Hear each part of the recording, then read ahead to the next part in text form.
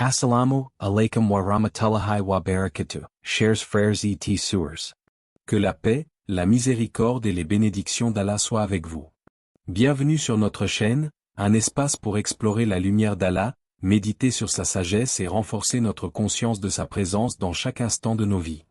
Ensemble, rapprochons-nous de lui, cultivons la taqwa et découvrons la grandeur de notre âme guidée par la vision divine. Il y a des instants où le corps se lève, marche, agit, mais l'âme, elle, s'éteint doucement, comme une lampe dont la flamme vacille dans le vent. Nous courons derrière les obligations, derrière le pain quotidien, derrière les écrans qui dévorent nos minutes comme des bêtes affamées. Nos yeux restent ouverts, mais ce que nous voyons n'est plus la lumière. Nos oreilles entendent, mais le rappel ne s'y dépose plus. Alors, sans même nous en rendre compte, une fatigue invisible s'installe. Ce n'est pas celle des muscles, ni même du manque de sommeil. C'est une lassitude de l'esprit, une lourdeur du cœur qui éloigne du souvenir d'Allah. La fatigue physique se guérit avec du repos. Mais la fatigue de l'âme, elle, se cache derrière les sourires, derrière les conversations banales, derrière l'apparente normalité de nos vies. On peut rire avec les autres tout en sentant que quelque chose en nous s'assombrit. On peut accomplir 1000 choses dans une journée et pourtant, au moment de poser la tête sur l'oreiller, ressentir un vide qui nous dévore. C'est ce vide-là qui devient un voile. Un voile qui n'empêche pas de vivre, mais qui empêche de vivre avec conscience. Le Coran nous met en garde avec des mots simples, mais d'une profondeur infinie. N'approchez pas de la prière alors que vous êtes ivre, jusqu'à ce que vous compreniez ce que vous dites.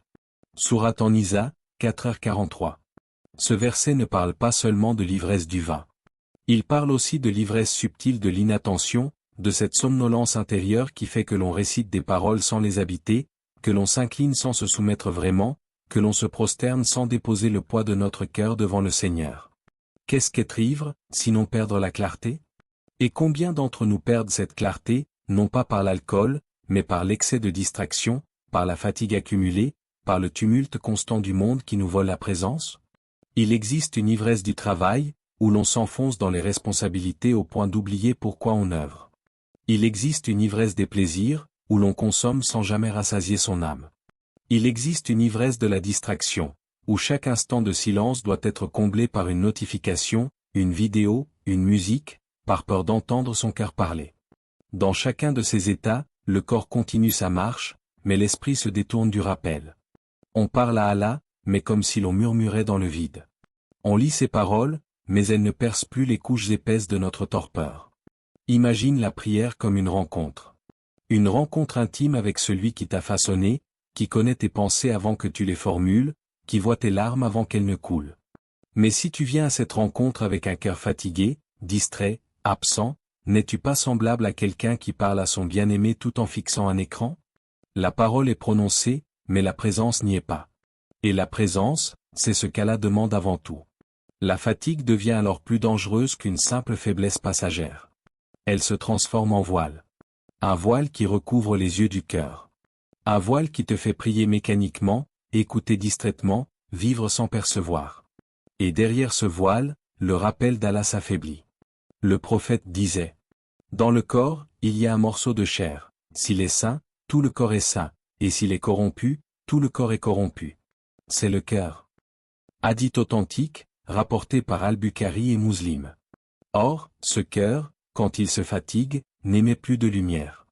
Il se couvre de poussière, comme un miroir qu'on ne nettoie plus. Chaque distraction est une particule qui l'assombrit. Chaque négligence est une trace qui le ternit.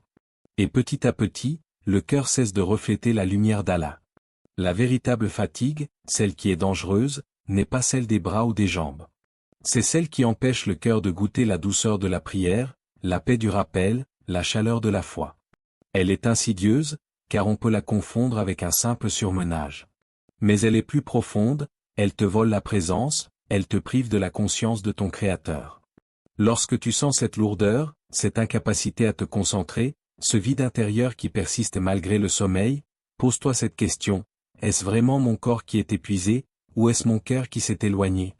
Allah nous appelle non seulement à prier, mais à prier en sachant ce que nous disons.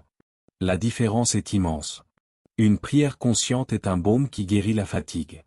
Une prière mécanique ne fait que l'alourdir. La fatigue du cœur est comme une nuit qui s'étend. On croit encore distinguer les contours des choses, mais l'obscurité gagne, et bientôt on ne voit plus rien. Et pourtant, au-dessus de cette nuit, il y a toujours une lumière. La lumière d'Allah ne s'éteint jamais. Mais pour la voir, il faut lever le voile. Et ce voile, c'est à chacun de nous de le reconnaître. Il y a des histoires qui traversent le temps, des récits dont la simplicité cache une profondeur infinie, des exemples de vie qui ne s'effacent jamais parce qu'ils parlent directement au cœur.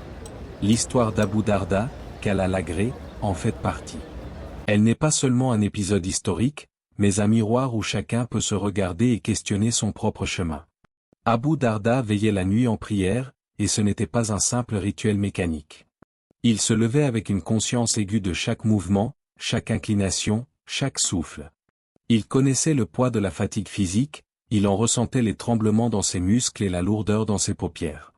Et pourtant, il ne laissait jamais cette fatigue dominer son cœur, jamais elle ne le poussait à s'éloigner du rappel d'Allah. Parfois, après de longues heures à se tenir debout dans l'adoration, il s'accordait un repos. Mais ce repos n'était jamais complet. Il ne s'abandonnait pas dans le sommeil jusqu'à oublier la lumière de sa conscience. Puis, une fois rafraîchi, il se relevait encore, s'approchant de son Seigneur avec une ferveur renouvelée, comme un fleuve qui reprend son cours après un détour par un lac calme. Lorsqu'on lui demanda la raison de cet étrange rythme, alterné sommeil et prière, sa réponse était à la fois simple et saisissante. J'accorde à mon corps son droit, mais je refuse de donner à mon âme le repos qui l'endort dans l'insouciance. Ces mots contiennent une leçon profonde. Le corps, ce véhicule fragile, a besoin de repos, de sommeil, de nourriture. L'âme, elle, est un feu vivant, une étincelle du divin, et son sommeil n'est pas celui du corps. Elle peut s'endormir dans la distraction, dans l'insouciance, dans l'habitude. Et quand elle dort ainsi, le voile de l'oubli se pose sur les yeux du cœur. La fatigue, alors, cesse d'être un simple signe physiologique et devient un avertissement, un rappel doux ou parfois sévère que nous devons réajuster notre chemin. Abu Darda nous montre que la fatigue n'est pas nécessairement un obstacle à la spiritualité, elle peut devenir une clé. Chaque moment où le corps réclame du repos est une opportunité de choisir. Laisser l'âme s'endormir dans l'indifférence, ou raviver la lumière intérieure, rappeler à son cœur qu'il existe un devoir envers lui, un droit spirituel à honorer. Imaginez un instant cette scène. La nuit est calme, la lune éclaire doucement les minarets, le vent transporte les murmures de la ville endormie. Abu Darda s'incline, ses mains touchent la terre froide, sa respiration ralentit, et chaque mouvement est empreint d'attention. Son corps ressent la fatigue, mais son esprit demeure éveillé, conscient, vibrant dans la prière. Puis il se relève, et le cycle se répète, non par contrainte, mais par amour et discipline. Il est fascinant de constater combien cette alternance entre repos et prière est une maîtrise de soi. Nous vivons dans un monde qui valorise la productivité incessante et le rythme effréné, où la fatigue devient souvent une excuse pour la négligence spirituelle. Mais Abu Darda nous rappelle que la fatigue peut être un allié, une mesure, un signal qui nous permet de recalibrer notre vie, de trouver l'équilibre entre le corps et l'âme. Chaque fois que nous nous sentons accablés par la fatigue, nous avons le choix, sombrer dans l'insouciance, ignorer l'appel du cœur, ou l'écouter comme un rappel de ce qui compte vraiment. La fatigue n'est plus alors une faiblesse, mais un miroir, elle nous renvoie l'image de notre engagement envers notre propre âme, envers notre Créateur. Et si l'on pousse cette réflexion plus loin, on comprend que la fatigue n'est pas seulement personnelle. Elle est aussi un test, un outil divin. Allah, dans sa sagesse infinie, permet à nos corps de ressentir la lassitude pour que notre esprit reste vigilant, pour que notre âme reste consciente. Quand nous réussissons à ne pas laisser la fatigue dominer notre cœur, nous découvrons un monde où la conscience spirituelle transcende la simple endurance physique. Ainsi, cette histoire n'est pas seulement celle d'Abu Darda. Elle est la nôtre à chaque instant où nous choisissons de répondre à l'appel de la prière malgré le poids des journées, à chaque fois que nous préférons l'éveil intérieur à l'assoupissement dans l'indifférence. Elle est un rappel que la vigilance spirituelle est une forme d'adoration, tout comme l'inclinaison et la prosternation. Et même si le monde extérieur continue de tourner à un rythme effréné, même si le sommeil du corps nous attire parfois irrésistiblement, nous pouvons apprendre de ce noble exemple. Chaque moment de fatigue peut devenir un point de bascule, vers l'insouciance, ou vers la conscience. Vers l'oubli, ou vers le rappel. Vers le voile, ou vers la lumière. En nous imprégnant de la sagesse d'Abu Darda, nous commençons à percevoir que la fatigue n'est pas un ennemi. Elle est une messagère, Une voix subtile qui nous incite à examiner notre cœur, à réajuster nos priorités, à nous demander, est-ce que mon âme dort? Ou est-elle éveillée, consciente, vibrant dans le souvenir d'Allah? Et c'est là que réside la vraie beauté de cette histoire, dans sa capacité à ouvrir les yeux, à inviter chaque spectateur à regarder à l'intérieur de lui-même, à reconnaître la fatigue non pas comme une malédiction, mais comme une opportunité divine. Il y a des versets et des paroles prophétiques qui ne se contentent pas d'être lus. Ils frappent, ils questionnent, ils appellent à l'introspection.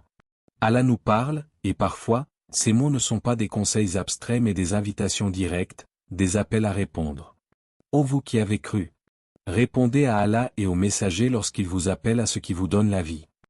Sourate Al-Anfal, 8h24. Qu'est-ce que cette vie dont parle Allah? Est-ce la simple existence, le battement du cœur, la respiration qui nous maintient ici, sur cette terre? Ou est-ce quelque chose de plus profond, quelque chose qui touche au feu intérieur, à la lumière de l'âme qui éclaire notre être et guide nos pas? Lorsque nous lisons ce verset, nous sommes confrontés à une question qui dépasse le quotidien. Répondons-nous vraiment à l'appel de notre Créateur? Dans le tumulte du monde, entre le bruit des obligations et le tumulte des distractions, combien d'entre nous parviennent à percevoir cet appel comme une véritable respiration pour l'âme? Le prophète, dans sa sagesse infinie, nous a offert une image qui ne laisse aucune place à l'ambiguïté. Il y a dans le corps un morceau de chair. S'il est sain, tout le corps est sain, et s'il est corrompu, tout le corps est corrompu. C'est le cœur. Sahih al-Bukhari, Muslim. Ces paroles résonnent profondément lorsqu'on se sent fatigué. La fatigue que nous ressentons n'est pas toujours celle du corps, parfois, elle est celle du cœur. Et un cœur fatigué, un cœur assoupi dans l'insouciance, influence tout notre être. Il assombrit notre perception, ralentit nos actions, et transforme nos journées en automates de gestes et de routines. Alors, cette fatigue que tu portes aujourd'hui, est-elle simplement le poids de ton corps? Ou est-elle un appel silencieux d'Allah à revenir à ce cœur, à lui rendre sa clarté, à lui permettre de respirer à nouveau dans la lumière du rappel? Le Coran nous invite à répondre, et non pas à ignorer. Mais répondre n'est pas simplement lever la main ou prononcer des mots.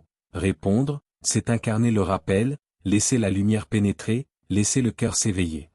C'est reconnaître que le sommeil profond de l'âme ne peut être réparé par le repos physique seul. Imagine un instant un jardin recouvert de brume. La terre est fertile, les racines sont là, mais les rayons du soleil ne parviennent pas à réchauffer les feuilles. Il en est de même pour le cœur, lorsqu'il est voilé par la fatigue spirituelle, la lumière de l'âme peine à se déployer. Chaque verset, chaque parole prophétique, agit comme le vent ou le rayon qui dissipe la brume et réveille le jardin intérieur. La fatigue devient alors plus qu'une simple faiblesse. Elle devient un signal, un message divin, un tremblement de la conscience pour nous inviter à examiner l'état de notre cœur. Peut-être est-ce le moment de se demander, suis-je vivant seulement physiquement, ou suis-je vivant spirituellement? Suis-je conscient de ce que je dis dans mes prières? Suis-je présent lorsque je me tourne vers Allah, ou suis-je perdu dans mes pensées, mes regrets, mes distractions? Le prophète nous a rappelé la centralité du cœur avec des mots si simples et si puissants. Tout le corps est influencé par l'état du cœur. Chaque action, chaque geste, chaque parole émerge de ce cœur. Ainsi, la fatigue que nous ressentons ne doit pas être ignorée. Elle est un miroir, que reflète mon cœur aujourd'hui? Et si l'on observe attentivement, cette fatigue n'est jamais là par hasard. Allah, dans sa sagesse, permet à notre corps et à notre âme de ressentir la lourdeur pour que nous nous arrêtions, pour que nous réfléchissions, pour que nous répondions à son appel.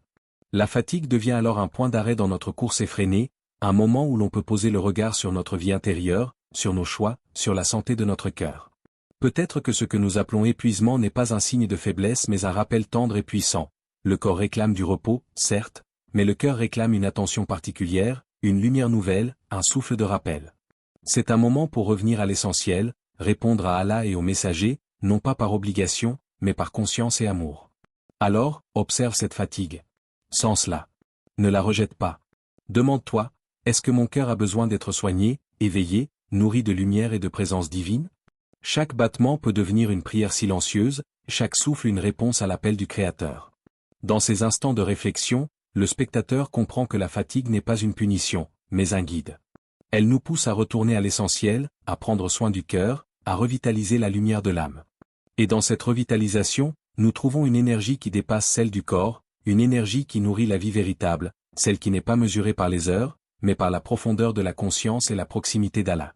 Ainsi, la question reste suspendue dans l'air, comme une invitation à écouter. Cette fatigue que tu ressens, est-elle un appel d'Allah à soigner ton cœur? Et à travers cette interrogation, commence le chemin vers un éveil intérieur, vers une présence consciente et une vie illuminée par le rappel. Il existe des moments dans la vie où le monde semble tourner si vite que l'on en oublie la douceur de respirer consciemment, de ressentir pleinement, d'écouter la voix du cœur.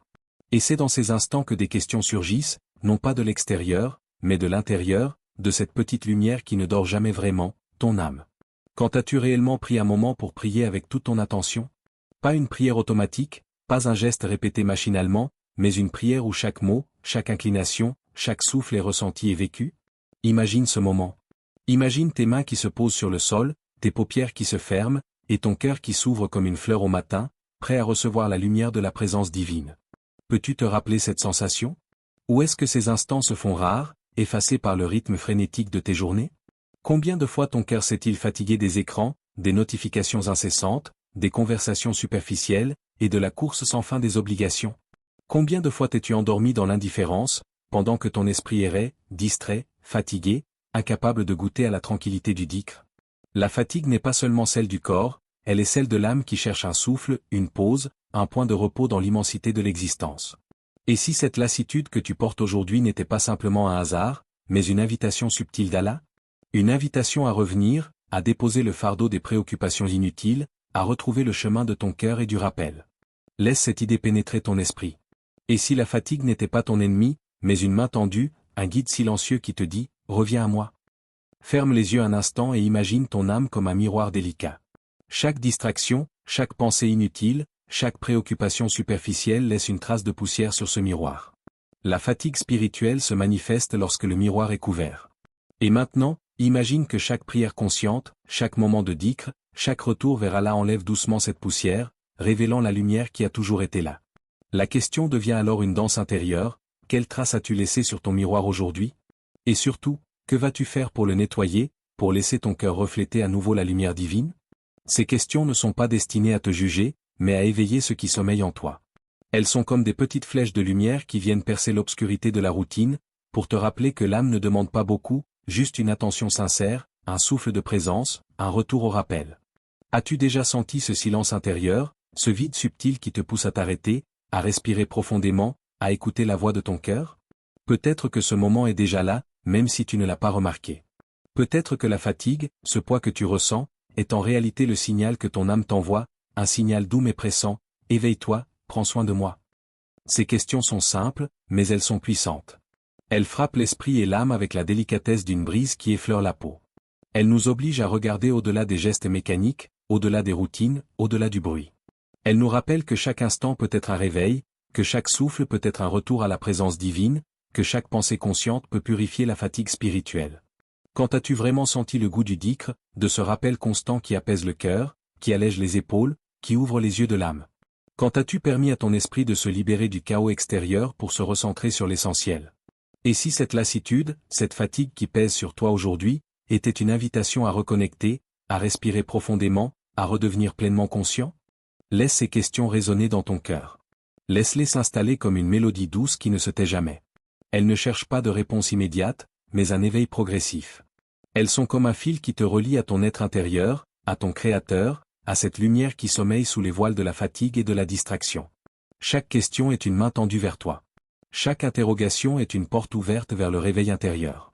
Et même si tu ne peux pas y répondre maintenant, le simple fait de les laisser pénétrer ton esprit est déjà un pas vers la conscience, vers l'éveil, vers une attention renouvelée. Alors, écoute. Écoute ton cœur. Observe tes journées, tes habitudes, tes moments de fatigue. Et demande-toi avec sincérité, quand vais-je vraiment prier avec toute mon attention?